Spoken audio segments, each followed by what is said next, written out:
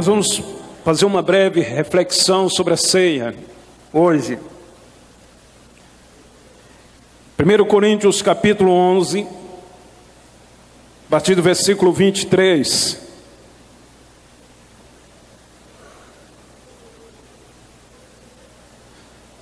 Esse é o texto que normalmente lemos próximo domingo.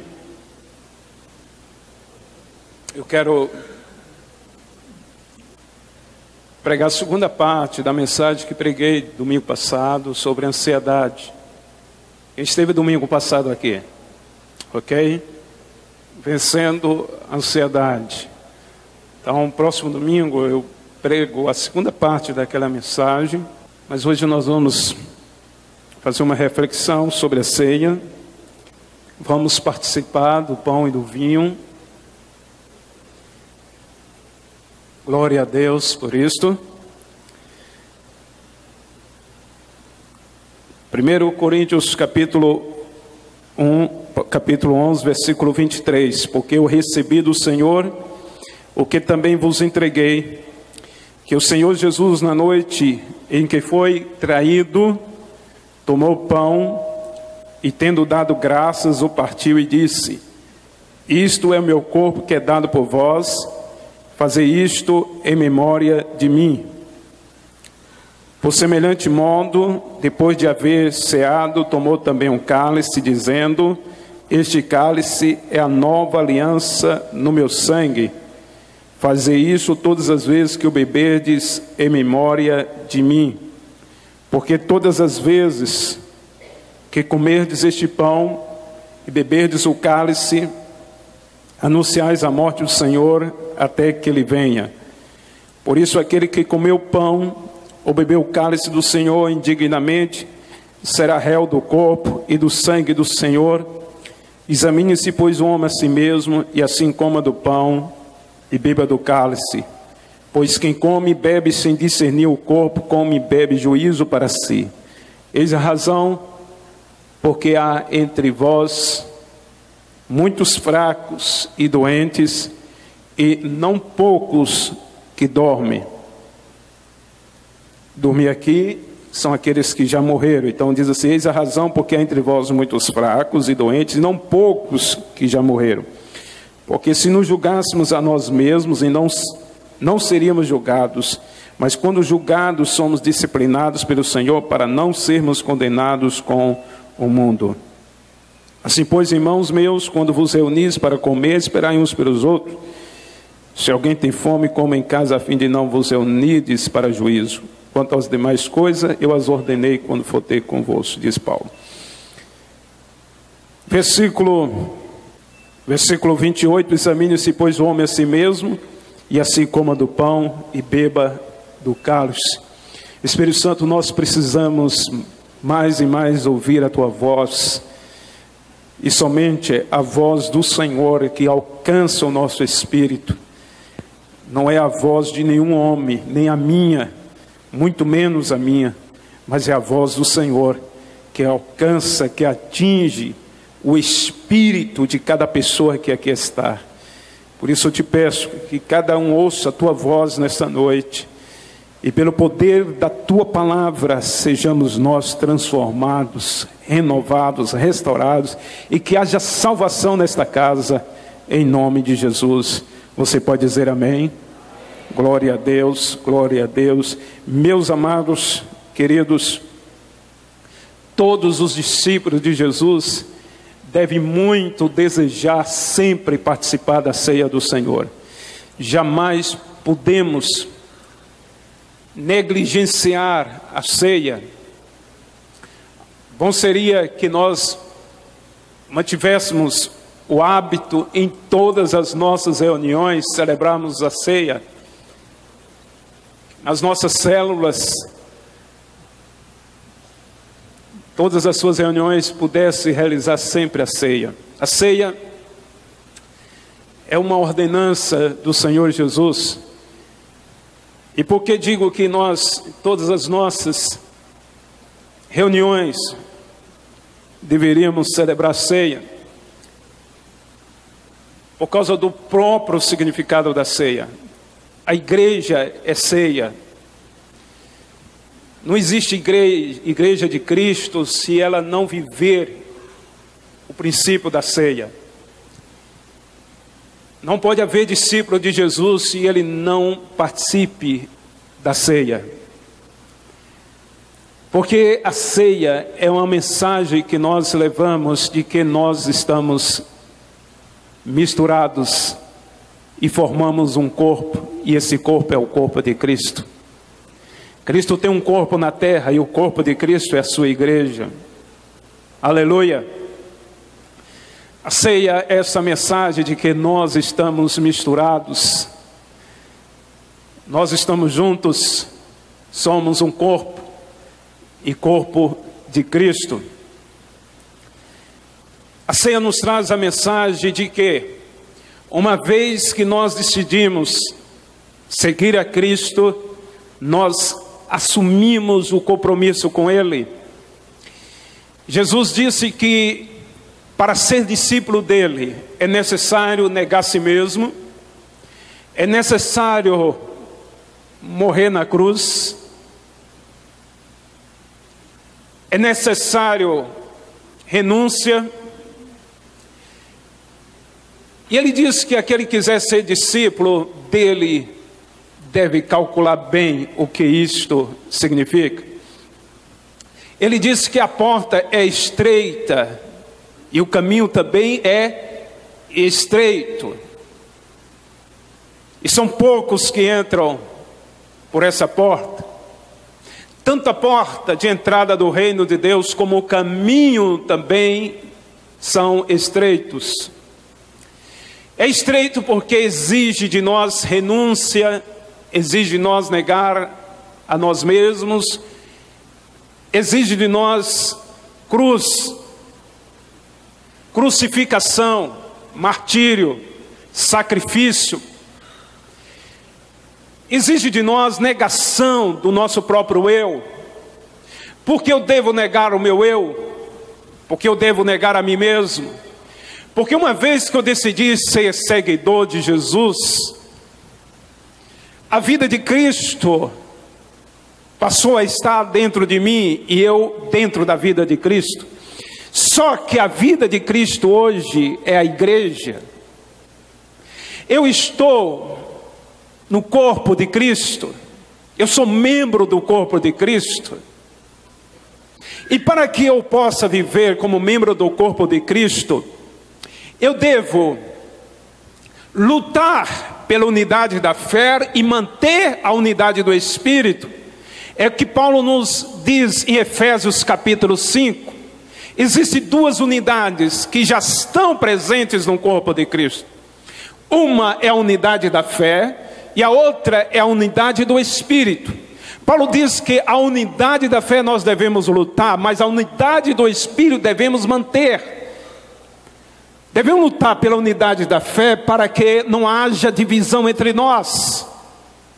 Não haja pensamentos contrários à doutrina de Cristo, à doutrina do Evangelho.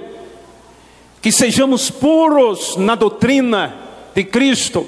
Não sejamos divididos. Então temos que pensar conforme a palavra de Deus, conforme o Evangelho. E devemos lutar pela unidade da fé. Por que devemos lutar pela unidade da fé? Daqui a pouco eu vou falar sobre a unidade do Espírito. A gente deve lutar pela unidade da fé para manter a pureza do Evangelho em nós, a doutrina de Cristo, não corromper a nossa consciência, porque existe a pureza do Evangelho. O Evangelho de Jesus é um Evangelho da cruz. Quando Jesus formou seus discípulos, ele diz o seguinte, que cada um, para ser seu seguidor, precisava tomar o caminho da cruz. E cruz é morte. A morte da cruz de Cristo foi para a salvação de todos nós. Quando Jesus diz que devemos tomar o caminho da cruz, porque o Evangelho é o Evangelho da cruz, isso significa que a minha vida deve ser em favor de outros. Não mais viver para mim mesmo, mas eu viver em função do outro. E por isso eu devo sempre tomar o caminho da morte, da cruz, para que outros possam viver através de mim. Da mesma forma como Jesus morreu para que nós tenhamos vida, eu estou em Cristo, está sempre crucificado para que outros vivam. É isso que Paulo também nos diz, quando ele afirma: não mais vivo eu, mas Cristo vive em mim. E quando Paulo diz isto, não mais vivo eu, mas Cristo vive em mim, é para que a igreja, a quem ele estava ministrando, pudesse ter vida. Ele diz: eu morro para que vocês tenham vida. Assim deve ser o pensamento de cada um de nós. Eu morro para que outros tenham vida. Primeiro, esse é o Evangelho da cruz, e essa deve ser a fé que devemos lutar. Não é fácil a gente lutar por esta fé, porque muitos de nós às vezes lutamos por uma fé que até os demônios têm. Os demônios acreditam que Deus existe. Eu não preciso lutar para defender a existência de Deus. Eu não preciso brigar com ninguém. Se eu topo com uma pessoa que ela não acredita que Deus existe, não preciso brigar com ela. Eu não preciso brigar com ninguém que se diz ateu. Eu não preciso provar a existência de Deus. O próprio universo já prova isso. A própria natureza já prova isso. O ar que respiramos já prova isso. O universo já prova isso. Eu não preciso provar a existência de Deus. A Bíblia diz que os demônios creem que Deus existe e tremem. Ora, não é esse tipo de fé que eu devo lutar. Eu devo lutar pela fé que salva. E a fé que salva é a fé na cruz. A fé que salva o homem é quando ele crê que Jesus morreu em seu lugar, que deu a sua vida por ele. Essa é a fé salvadora. Quem confessa essa fé em Cristo é salvo. Eu devo lutar pela fé que salva. Então nenhum de nós devemos lutar aqui para provar a existência de Deus, mas eu luto para que as pessoas creiam que elas precisam ter um Salvador, a fé em Cristo Jesus que morreu por eles, Jesus crucificado. Somente isso pode salvar de fato o homem. Eu luto por isso, e a gente deve dar vida para que o Evangelho seja assim pregado. Devo dar o sangue para que isto se torne muito claro em cada ser humano. Cada um precisa desenvolver a fé que salva, e a fé que salva é a fé na cruz, Jesus crucificado. Você pode dizer amém por isso? Aleluia, aleluia. Eu devo lutar para conservar a fé, o Evangelho da cruz, mas eu devo lutar para manter a unidade do Espírito. Se nós proclamamos que só há um Salvador, Jesus, e que todos os homens precisam ter um encontro pessoal com Jesus para serem salvos, uma vez que a pessoa aceita essa fé e crê que Jesus é o seu Salvador, é o seu Senhor, é salvo. Mas a partir daí, essa pessoa faz parte do corpo de Cristo. E uma vez que ela faz parte do corpo de Cristo, ela não é mais um indivíduo apenas. Ela passa a ser membro de um corpo. E corpo de Cristo.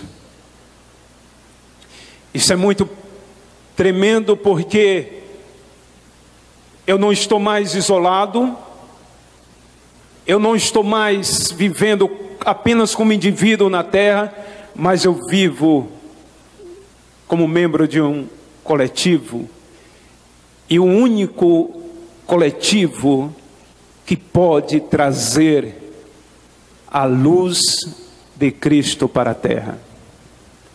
Esse coletivo chama-se Igreja de Jesus. A igreja, ela é luz do mundo.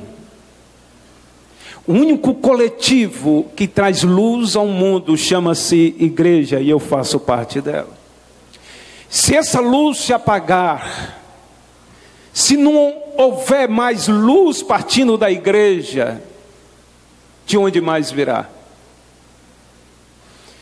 A única luz que pode iluminar a terra com a glória de Deus é a luz que a igreja traz. Por isso que Jesus disse que nós somos luz do mundo. Presta atenção, querido. Se nós somos luz, é porque existe trevas, e trevas são a ignorância que as pessoas têm quanto ao projeto de Deus para o mundo. As trevas constituem um poder que fecha o entendimento das pessoas, uma força maligna que prende o entendimento das pessoas. E a luz por si mesmo quebra todo o poder de trevas. Se nós somos luz, Jesus disse, essa luz não pode ficar escondida, porque onde houver luz, as trevas são dissipadas. Então eu sou responsável para que as trevas não tenham força, para que ela não cresça. Como diz Martin Luther King, uma famosa frase que ele usou. Ele disse que a maldade cresce, não por força da própria maldade, mas sim pela omissão de homens de bem. Eu contextualizo isso para a mensagem dessa noite. As trevas crescem não simplesmente pela força da própria treva ou das trevas, mas sim porque a luz não está brilhando. E a luz somos nós. A luz que Deus tem na terra é a igreja. E eu faço parte deste corpo, deste coletivo, que é a igreja, que é luz. Então aonde eu estou, como fazendo parte desse coletivo chamado igreja, que é luz do mundo, eu não sou um indivíduo apenas que deve iluminar, mas eu tenho minha responsabilidade como membro deste corpo de ser luz aonde eu estou. Amém? Para que as trevas sejam dissipadas. Quando eu brilho aonde eu estou, lembrando de que eu faço parte do corpo de Cristo, que é luz do mundo, quando eu dou um bom testemunho de que Jesus é o Senhor da minha vida, o meu Salvador, quando eu dou testemunho do caráter de Jesus aonde eu estou, na minha casa, na minha rua, com meus colegas, amigos, com pessoas que andam comigo, seu testemunho do caráter de Jesus. Minha luz é a luz que Cristo colocou dentro de mim, é o seu próprio caráter. Ao fazer isto, testemunhando dele mesmo, as trevas estão sendo dissipadas, as trevas estão sendo vencidas, porque a luz está brilhando. E você, aonde você está, uma vez que você deixa a luz de Cristo brilhar na sua vida, você está mantendo a unidade do Espírito. Aleluia! Mas quando você que diz discípulo de Jesus está dando um péssimo testemunho, Você que se diz que já aceitou Jesus como Senhor e Salvador e confessa a fé salvadora, mas não está dando um bom testemunho dele. Você pode estar até lutando pela fé, mas não está lutando pela unidade do Espírito, porque você não está dizendo para as pessoas que conhecem você, que você faz parte de um corpo, de um coletivo, que é a única luz de Deus nessa terra, que pode dissipar as trevas. Quem é você que se diz ser discípulo de Jesus e não está dando um bom testemunho dele? Como você pode afirmar que sua vida é de Jesus, mas não deixa o caráter dele ser conhecido através de você? Como você teve a coragem de dizer que é discípulo de Jesus e não tem a coragem de viver o que Jesus ensinou? Não é um discípulo que expressa ou manifesta o caráter dele. Se você trabalha, não é honesto, não é sincero com as pessoas, você não é um bom esposo, não é uma boa esposa dentro de casa, não é um bom filho, não é um bom empregado, não é um bom patrão, como você pode dizer que é discípulo de Jesus? Você está quebrando a unidade do Espírito da igreja. Não faça isto. Essa mensagem é tão somente para que você reconheça que você precisa manter a unidade do Espírito. Estou dizendo isso, amados, porque muitos de nós às vezes queremos lutar apenas para a unidade da fé, mas a gente não está lutando para manter a unidade do Espírito, porque essa unidade do Espírito está presente como na igreja de Jesus. Você pode dizer amém por isso? Aleluia. A ceia me traz essa mensagem de que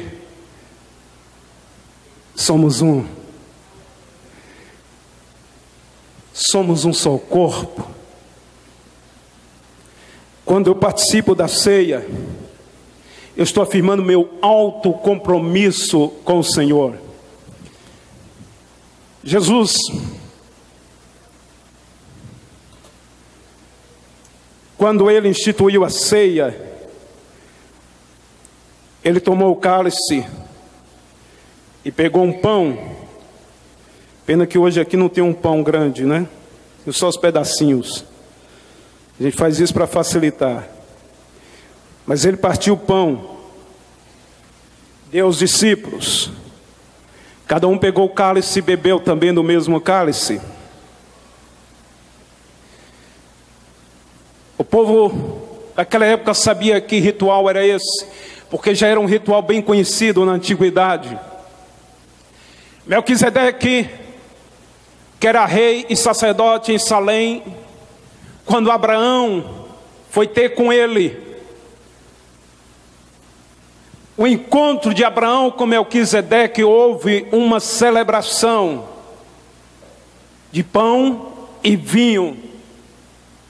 O pão e vinho era um ritual de aliança de sangue. Quando as pessoas comiam o pão e bebiam o vinho, o cálice, ao fazerem uma aliança, elas estavam afirmando que as suas vidas estavam misturadas. Elas estavam para sempre misturadas. Quando Jesus instituiu a ceia, ele escolhe exatamente esses dois elementos, pão e vinho. Os discípulos sabiam que esse ritual, pão e vinho, era a mensagem que as suas vidas estavam agora misturadas. Eles eram um só. Quando Jesus pregando para a multidão, ele diz assim, que não comer a minha carne e não beber o meu sangue não faz parte de mim. Quem quiser ser meu discípulo tem que comer a minha carne e beber o meu sangue. Isso não era nenhuma mensagem de canibalismo, não. Mas os ouvintes entendiam o que ele estava dizendo. Porque todo o contexto ali, ele estava falando do pão que desceu do céu. E o pão que desceu do céu que traz vida não foi o maná que foi entregue ao povo judeu lá no deserto. O verdadeiro pão que desceu do céu era o próprio Jesus. E aquele que não comesse da sua carne, bebesse o seu sangue, não tinha parte dele. Uma vez que nós confessamos Jesus como Senhor, fomos inseridos no corpo de Cristo. E eu posso participar hoje da ceia e dizer: a minha vida está misturada com a vida de Cristo. Não mais vivo eu, mas Cristo vive em? Você pode dizer amém? Agora presta atenção, querido. Mas isto não é como eu, indivíduo. Não é eu como indivíduo. Eu como indivíduo sou salvo. Mas quando eu participo da ceia de Cristo, eu estou dizendo que eu estou misturado com você, e você está misturado com a minha vida, que nós somos um só, e nos apresentamos a Ele como um só. Eu sou responsável por você, você é responsável por mim. Eu sou responsável pela tua edificação na fé, como você é responsável também pela minha edificação na fé. Eu sou responsável pela vida tua espiritualmente, para que você cresça, como você é responsável também para que a minha vida espiritual cresça. Nós somos um só, responsáveis um pelo outro.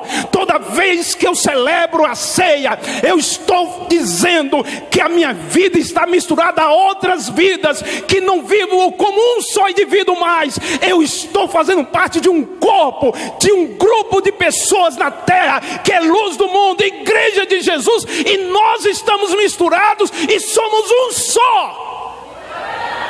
Aleluia.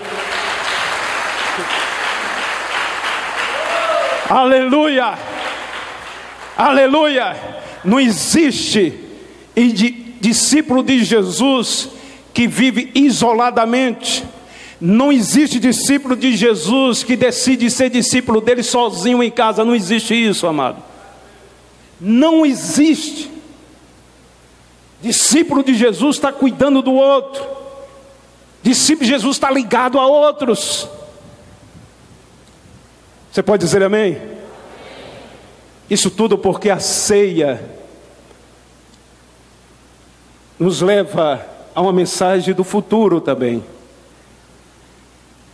A ceia nos remonta para o passado. Cristo morreu por nós, para que nós fôssemos a sua igreja. Para o nosso tempo presente, que nós somos responsáveis uns pelos outros, somos corpo de Cristo. E a ceia anuncia a vinda de Cristo, porque a vinda de Cristo será o casamento da noiva com o noivo, da igreja com Jesus.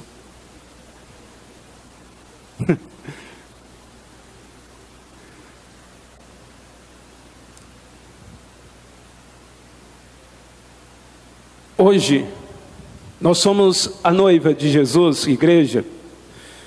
Amém? Quantos fazem parte do corpo de Cristo como noiva de Cristo hoje? Faz assim. Aleluia. Amém. Amém. Porque a Bíblia fala de um casamento. A Bíblia chama a igreja de noiva. E vai ter as bodas do Cordeiro. Casamento do Cordeiro. Hoje não somos um só em Cristo, somos. Nós somos um só em Cristo. Mas eu e você precisamos lutar muito contra nós mesmos para manter a unidade do Espírito. E haverá o dia que nós, igreja, seremos como Cristo é. Assim como Ele recebeu um corpo glorificado, a igreja também receberá esse corpo glorificado. Isso é o que a Bíblia chama de as bordas do Cordeiro. Quem vai participar dessas bordas? Somente aqueles que de fato entenderam o que é ser corpo de Cristo. Somente aqueles que entenderam o que é ser corpo de Cristo. Porque eu não vou receber corpo glorificado, presta atenção, irmãos, simplesmente porque eu sou José Carlos Brito Santo, que foi salvo por Jesus, e somente. Não, eu vou receber um corpo glorificado, não porque eu sou o indivíduo Zé Carlos, eu vou receber o corpo glorificado porque eu sou membro do corpo de Cristo. Presta atenção nisso, porque é um engano. Muitos hoje pensam, eu vou receber um corpo glorificado, aleluia, glória a Deus. Você vai receber um corpo glorificado se você souber viver como corpo de Cristo. Porque é o corpo de Cristo que é glorificado. É o corpo de Cristo que é glorificado. Não é eu, indivíduo, Zé Carlos, que vou simplesmente receber um corpo glorificado. Receberei porque faço parte do corpo de Cristo. A ceia me anuncia isto. Por isso Paulo disse: examine-se o homem a si mesmo, e assim coma e beba do cálice, participe. Porque se não discernir, o corpo traz juízo para si mesmo. Por isso ele mesmo diz assim: por conta disso, por não discernir o corpo, muitos da comunidade da fé estão doentes, e não poucos que já dormem, que já morreram. Ou seja, essa coisa é tão séria para Deus de discernir o corpo, de que eu, uma vez que fui salvo, devo viver em função do corpo de Cristo, edificando o corpo de Cristo. Eu devo discernir sempre isso. Essa coisa é tão séria que toda vez que eu participo da ceia do Senhor e não discernir isto, eu estou trazendo condenação para mim mesmo. Ou seja, há uma sentença de Deus que, se você não levar isso a sério, você pode adoecer ou pode até morrer. Isso é sério. A ceia do Senhor não é coisa banal. Não é simplesmente um pão e um cálice qualquer. Eu posso ir no supermercado e comprar o que tem aqui na mesa. Você pode. Mas uma vez que nós vamos participar desse ato aqui, isso está carregado de significados espirituais, isso está carregado da mensagem da cruz, isso precisa ser levado muito a sério. Uma vez que eu pego o pão e eu pego o cálice, eu estou anunciando a morte de Jesus, eu estou anunciando o evangelho da cruz, eu estou anunciando que eu estou crucificado, que não mais vivo eu estou anunciando que eu sou membro do corpo de Cristo. Eu estou anunciando que eu estou lutando para a edificação do corpo de Cristo. Eu estou anunciando que um dia eu vou encontrar com o meu Senhor, e nós que somos igreja receberemos um corpo glorificado. Aleluia. Deu para você entender, querido? Jesus está voltando. Olha, irmãos, eu às vezes, quando fico pensando, as pessoas dizem assim: a igreja está pregando muito pouco sobre a volta de Jesus. Eu concordo, mas normalmente, quando as pessoas dizem isto, elas têm a mentalidade da ira de Deus. Não está pregando a volta de Jesus, porque é a ira de Deus sobre os homens. Normalmente a mentalidade está ligada a isto. Mas isto não é a mensagem da volta de Jesus. A mensagem da volta de Jesus, que nós como igreja, em amar a vinda de Jesus, a volta de Cristo, é amar, é o cuidar daqueles que são membros do corpo de Cristo. Porque Deus quer que eu edifique o corpo de Cristo. Isso é amar a volta de Jesus. Isto é amar a vinda de Cristo. Não é desejar que as pessoas apenas tomem conhecimento da ira de Deus sobre a humanidade. O meu maior prazer é que as pessoas tomem conhecimento que elas precisam fazer parte do corpo de Cristo. Porque o único coletivo e o único corpo na terra que pode ser expressão da glória de Deus chama-se Igreja de Jesus Cristo. Igreja de Jesus não é igreja batista, nem presbiteriana, nem Assembleia de Deus. Não, não, não. E são denominações humanas. Não é Igreja Sião, não é Filadélfia, não é nada disso. São instituições humanas.